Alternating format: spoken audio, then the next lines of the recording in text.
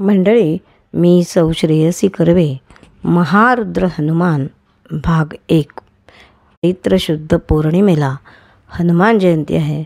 त्या निमित्ताने या रामभक्त हनुमानाची थोडीशी माहिती.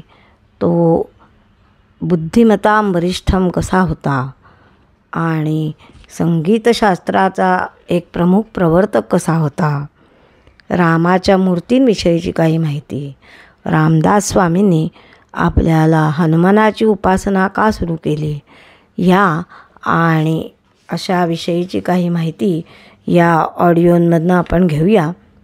आपल्याला ती नक्कीच आवडेल अशी खात्री आहे.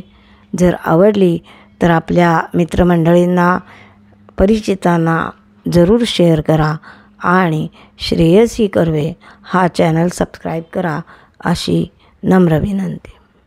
जय श्रीराम.